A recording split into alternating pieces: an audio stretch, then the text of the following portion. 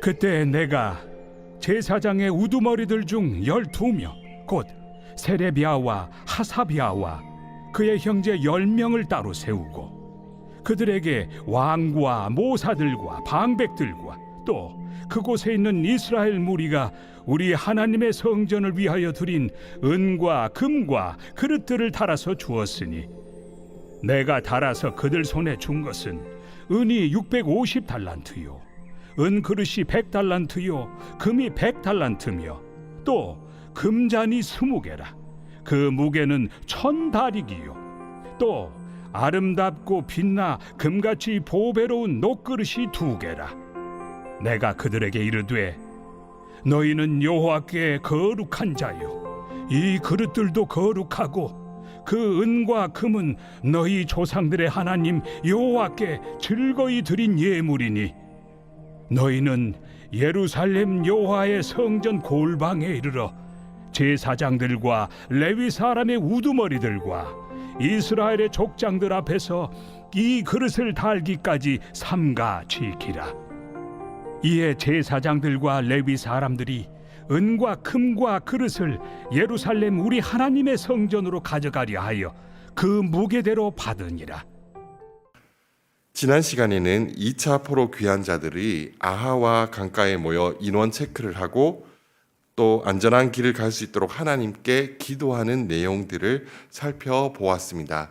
오늘 본문 24절부터는 본격적으로 아하와 강가라는 곳을 떠나서 예루살렘으로 귀환하기 위한 과정들이 기록되어 있습니다.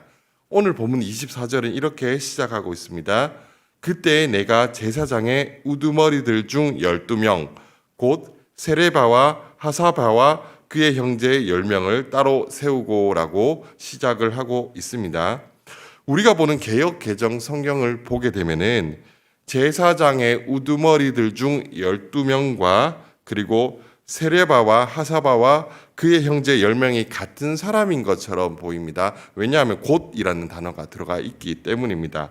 이것 때문에 착시 현상이 생긴 것인데 실제로는 세레바와 하사바와 그의 형제들은 그 형제들 10명은 제사장이 아니라 레위인들입니다.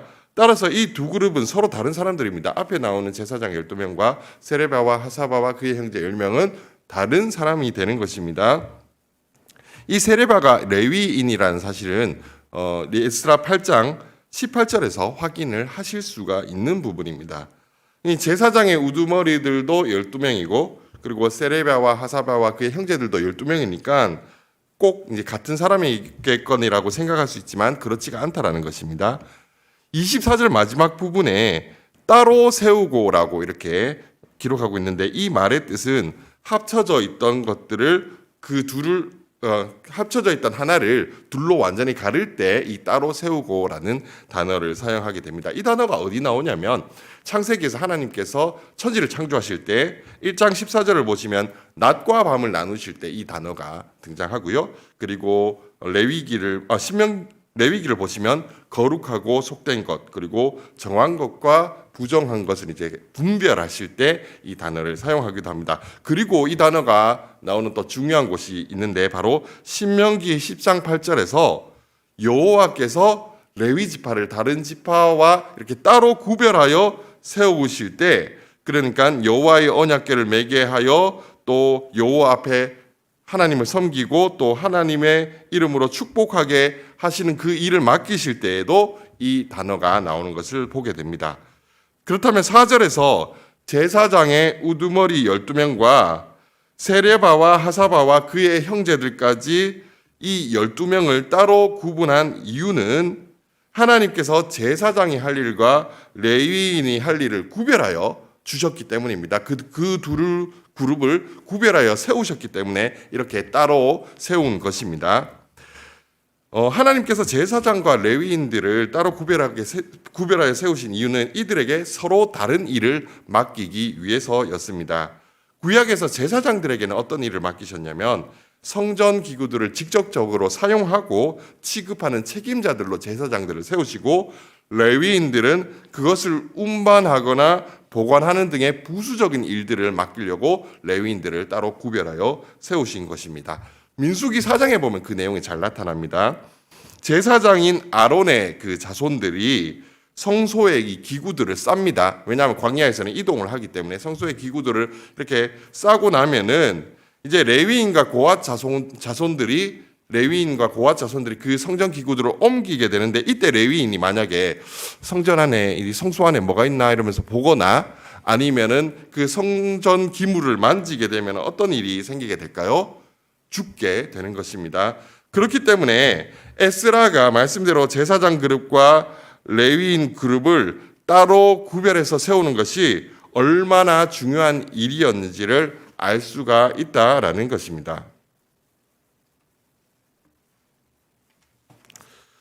우리가 설교를 듣거나 또 성경을 읽다 보면은 성전 기구들을 함부로 만지면 죽는다는 내용들을 종종 볼 수가 있습니다. 역대상 13장에 보면은 우사라는 사람이 하나님의 궤를 손으로 이렇게 들다가, 이게 우사가 하나님의 궤가 넘어오니까는 우사가 우사 이러면서 그 성전궤를 들거든요. 저희 신대원 갈 때 다 이렇게 외웠습니다. 우사 이러면서 들었는데 그 즉시로 죽게 됩니다. 근데 죽어도 그냥 죽는 게 아니라 이렇게 표현이 되거든요. 여호와께서 우사의 몸을 찢으셨으므로 몸을 찢어버렸다고 그렇게 표현이 되고 있거든요. 이런 말씀을 종종 접하다 보면은 구약의 성전 기물만이 아니라 오늘날 교회 안에서도 비슷한 두려움을 가지게 될 때가 있습니다. 예를 들어서 전에 제가 사역을 할 때 이 목사님이 말씀을 전하는 단이 있잖아요. 여기에 올라서는 것을 두려워하는 경우를 본 적이 있습니다. 제가 이전에 사역했던 교회에서 이 강단 뒤편에 이제 현수막을 다는 일을 해야 될 때가 있었는데, 그러기 위해서는 목사님이 말씀을 전하는 단 위에 올라서야만 하는 그런 상황이 되었었거든요. 그때 그 일을 함께하던 청년이 이 단에 올라서지를 못하고 막 쭈뼛쭈뼛 거리고 있는 거예요. 그래서 이유가 뭔가 했더니 목사님이 서시는 단에 일반 성도가 올라가면 벌을 받는 것이 아닌가라는 그런 두려움 때문이었습니다. 그러면서 저한테 이 단에 올라가도 되냐고 물어보길래 걱정하지 말고 이제 올라오라고 괜찮다고 이야기를 했던 기억이 납니다. 물론 하나님의 말씀 전하는 이 일을 경외해서, 하나님의 말씀을 경외해서 이런 마음을 가질 수는 있을 것입니다. 그러나 오늘 본문이 저와 성도님들에게 말씀하고 있는 바는 하나님의 성전 기구를 함부로 만지면 죽는다는 사실보다는 하나님께서는 하나님의 일을 위해 각 사람들을 구별하셨다라는 사실을 강조하고 있는 것입니다. 다시 말해 하나님께서는 각자에게 맡겨주시는 일이 있고 그 일을 할 때 하나님께서 원하시는 대로 말씀을 통해 명령하신 대로 그 일을 해야 한다라는 것입니다. 하나님께서는 저에게 하나님의 말씀을 전하고 하나님께서 맡겨주신 성도님들을 잘 목양하는 사명을 맡겨주셨습니다. 그렇다면 저는 하나님께서 맡겨주신 이 일이 너무나 귀하고 거룩한 사명이라는 것을 기억해야 할 것이고, 말씀 전파와 목양이라는 사명을 어떻게 하나님께서 원하시는 대로 감당할 것인가를 늘 기도와 말씀 가운데서 찾고 구해야만 할 것입니다. 이런 모습이 목회자에게만 필요한 것일까요? 하나님께서는 그리스도의 몸된 교회를 섬기기 위해 저와 성도님들을 다양한 모습으로 불러주셨습니다. 사실 이 자리에 계신 성도님들만 봬도 교회에서 각각의 그 자리에서 사역하시는 모습을 보면서 저는 큰 감동을 받고 있습니다. 에베소서 4장에서는 하나님께서는 어떤 사람은 사도로, 어떤 사람은 선지자로, 어떤 사람은 복음 전하는 자로, 어떤 사람은 목사와 교사로 삼아 주셨다라고 말씀하고 있습니다. 그리고 이런 다양한 부르심의 목적에 대해서는 성도를 온전하게 하여 봉사의 일을 하게 하며 그리스도의 몸을 세우려 하심이라고 말씀하고 있습니다. 하나님께서는 이 자리에 계신 성도님들께 어떤 직분을 맡겨주셨습니까? 그것이 무슨 일이든 간에, 그것이 아무리 하찮아 보이는 것일지라도 그 일은 그리스도의 몸된 교회를 세우기 위해 하나님께서 구별하여 세우신 일이고 따라서 거룩한 직분입니다. 그런 거룩한 직분을 감당하는 데 있어서 성경과는 무관하게 자신의 열심으로만 감당하려 해서는 안 됩니다. 하나님께서는 나에게 이 일을 맡겨 주셨는데 이 일을 어떻게 하는 것이 하나님께서 원하시는 것인지를 늘 성경에서 찾고 생각하면서 그 일을 감당해야 한다는 것입니다. 우리에게 맡겨주시는 일들을 어떻게 감당해야 할지에 대해서 성경에서는 많은 구절에서 이야기를 해주고 있습니다. 베드로전서 4장에서는 만일 누가 말하려면 하나님의 말씀을 하는 것 같이 하고 누가 봉사하려면 하나님이 공급하시는 힘으로 하는 것 같이 하라고 말씀하십니다. 고린도전서 14장에서는 우리가 하나님께서 주신 능력과 은사들을 가지고 교회에 덕을 세워야 한다고 말씀하고 있습니다. 제가 믿기로는 오늘 새벽에도 기도의 자리에 나오신 성도님들께 하나님께서는 새벽 제단을 지키는 거룩하고 귀한 직분을 맡겨주신 것이라 믿습니다. 또한 직분을 맡기면서 그 일을 감당할 힘과 능력을 함께 허락해 주실 줄을 믿습니다. 이 복된 기도의 자리에 모이신 성도님들께 간곡히 부탁을 드립니다. 하나님께서 주시는 힘으로 이 귀한 직분을 계속 감당하고 우리 서풍교회가 그리스도의 몸된 교회로 잘 세워갈 수 있도록 늘 기도해 주시기를 부탁드립니다.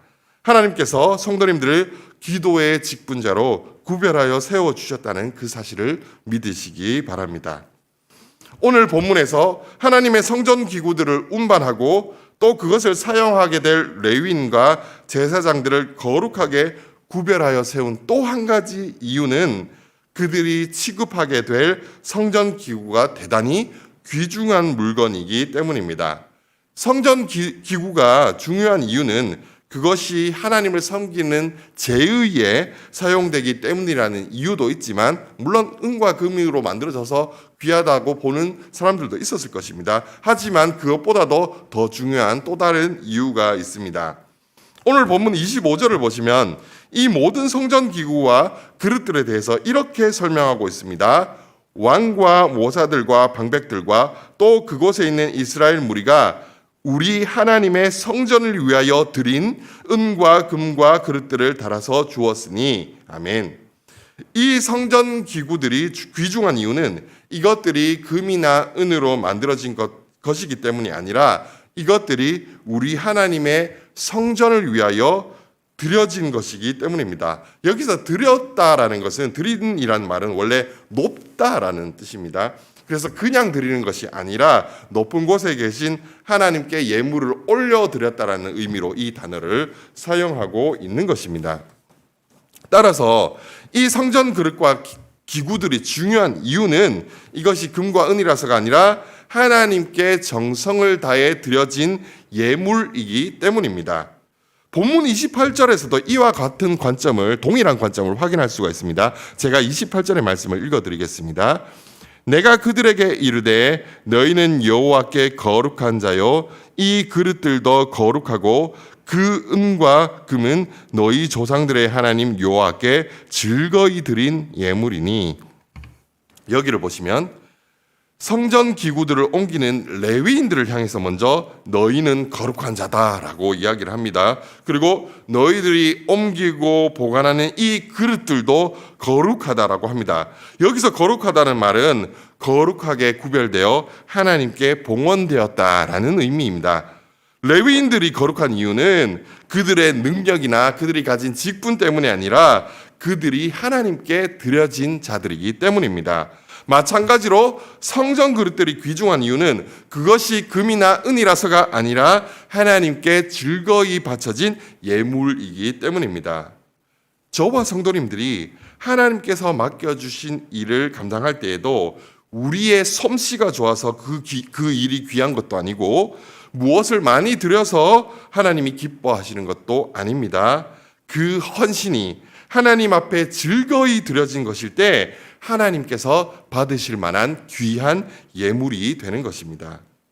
하나님께서 저와 성도님들에게 구별하여 세우신 맡겨주신 직분은 무엇입니까? 그 일이 무엇이든 간에 하나님께서 주시는 힘으로 그 일을 넉넉히 감당할 수 있게 해달라고 기도하는 오늘 복된 시간이 되시기를 소망합니다. 그렇게 기쁨으로 하나님께서 맡겨주신 일들을 감당할 때 우리의 모든 삶이 하나님께 즐거이 드려지는 거룩한 예물이 되는 귀한 복이 임할 줄로 믿습니다. 함께 기도하겠습니다.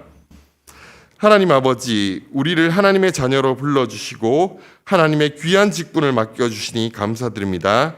우리가 맡은 일이 귀한 이유는 하나님께서 세우셨기 때문이고 그 일을 통해 기쁨으로 우리를 드리는 자리이기 때문입니다.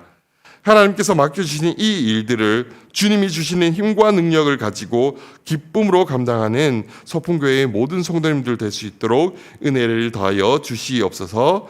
이 모든 말씀 우리의 구원자 되시는 예수 그리스도의 이름으로 기도드립니다. 아멘.